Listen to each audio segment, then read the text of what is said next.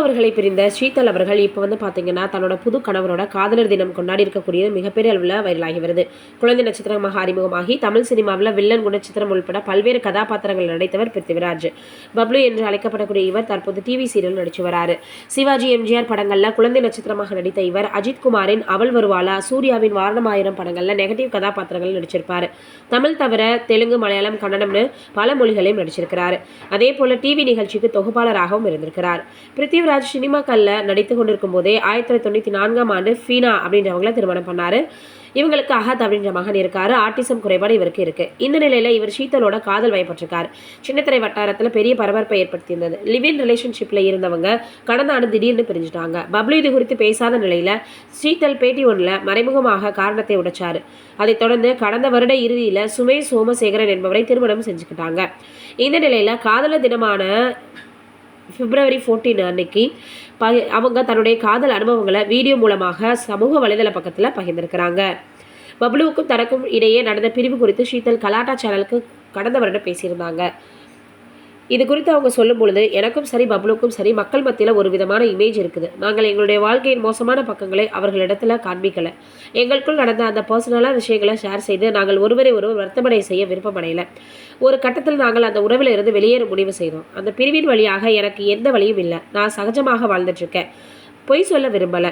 அந்த காதலில் வலி அதிகமாகவே இருக்குது. ஆனால் உண்மையில் என்ன நடந்தது அப்படின்னு நான் வெளியே சொல்ல விரும்பலை. காரணம், அது மக்கள் மத்தியில் எங்கள் மீது இருக்க அபிப்பிராயத்தை முற்றிலுமாக மாற்றிடும். நாங்கள் மீண்டும் சேர்வதற்கு முயற்சி செய்தோம். அந்த முயற்சியின் பலன்தான் அனிமல் படத்தின் ப்ரமோஷனில் நாங்கள் இருவரும் ஒன்றாக சேர்ந்திருந்தது. ஒரு மாதத்திற்கு மேலாக நான் இருந்தேன். எல்லாரும் நீங்கள் பிரிந்த போது நேர்காணலையே கொடுக்கலன்னு கேட்டுட்ருக்காங்க. உண்மையாக சொல்லலாம், அந்த பிரிவு உடனடியாக நடந்திருந்தா நான் என்ன நடந்ததுன்னு ஓப்பனாக சொல்லியிருப்பேன். ஆனால் அது அப்படி நடக்கலை. முதல்ல சூழ்நிலை மாறிச்சு. பின்னர் நாங்கள் இருவரும் இருக்கும் இடம் தனித்தனியாச்சு. பின்னர் எங்களுடைய வாழ்க்கையும் தனித்தனியாக பிரிஞ்சிச்சு. அதனால்தான் அதை பற்றி பேச விரும்பலை. நான் என் அம்மாவினுடைய வீட்டில் தான் கிட்டத்தட்ட ஒரு மாதத்திற்கு மேலாக இருந்தேன் அப்படின்னு மிகப்பெரிய அளவில் அவங்க சொல்லியிருந்தாங்க. இது ஒரு புறம் இருக்க, பிரதீப் அவர்கள் என்ன சொல்லியிருக்காருன்னா, நிறைய ஹீரோயினுடைய கூட இணைந்து நடிக்க ரொம்பவே தயங்குனாங்க அப்படின்னு இப்போ பார்த்தீங்கன்னா சொல்லியிருக்கிறாரு.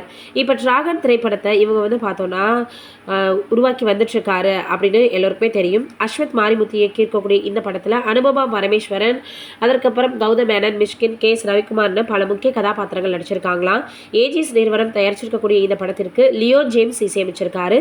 சத்யன் சூரியன் ஒளிப்பதிவு செய்திருக்கிறாரு. இந்த படத்தினுடைய ட்ரெய்லர் சமீபத்தில் வெளியாகி ரசிகர்களை கவர்ந்தது. டிராகன் திரைப்படம் வரும் 21ஆம் தேதி திரையரங்குகளில் வெளியாக இருக்குது.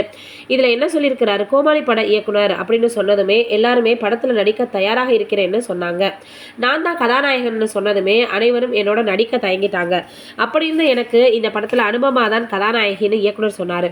அனுபமா அருமையாக நடிச்சாங்க. என்னோட நடித்த அவங்களுக்கு நன்றி சொல்ல நான் கடமைப்பட்டிருக்கிறேன். ஒரு படம் ரிலீஸ் ஆவதற்கு முன்பே ரசிகர்கள் வருவது கஷ்டம் அப்படின்னு ரொம்பவே பார்த்தீங்கன்னா அந்த அளவுக்கு ரசிகர்கள் இருக்காங்க. மிஸ்கின் எனக்கு தினமும் பரிசு கொண்டு வருவார். எனக்கு மட்டும் இல்லை, எல்லாருக்குமே கொண்டு வருவார். அவர் ஒரு நல்ல மனிதர். பேசுவது ஒவ்வொருவருக்கும் ஒவ்வொரு மாதிரியாக இருக்கும். ஆனால் நல்லா என்ஜாய் பண்ணுவேன். இந்த படத்திற்கும் எனக்கும் மிகப்பெரிய அளவில் கிடைத்த ஒரு பரிசு மிஸ்கின் தான். கௌதம் வாசுதேவ் மேனன் எப்படி மக்கள் பார்க்கிறார்களோ அப்படிதான் அவர் இருக்கிறார். படத்தின் கதாநாயகன் போல இருப்பார். கேஎஸ் ரவிக்குமார் அவர்களை நான் கோமாளி படத்தில் பார்த்தபோது பயமாக இருந்துச்சு. பிறகு அவர் கனிவாக நடந்து கொண்ட போது அந்த பயம் மரியாதையாக மாறிடுச்சு. எனக்கு நல்லது மட்டுமே நினைப்பார். உழைத்தால் வாழ்க்கை நன்றாக இருக்கும் என்பதற்கு விஜய் சித்து ஒரு சிறந்த எடுத்துக்காட்டு. அஸ்வத் ஒரு நல்ல நடிகர்னு சொல்லியிருக்கிறார். ஓமை கடவுளை படத்தின் மூலம் இயக்குநராக அறிமுகமான அஸ்வத் மாரிமுத்து தொடர்ந்து சிம்புவின் காட் ஆஃப் லவ் திரைப்படத்தையும் இயக்கி வருகிறாரு அப்படின்றது குறிப்பிடத்தக்கது. இந்த விஷயங்களை பற்றி நீங்கள் என்ன நினைக்கிறீங்கன்னு கமெண்ட்ல சொல்லுங்க.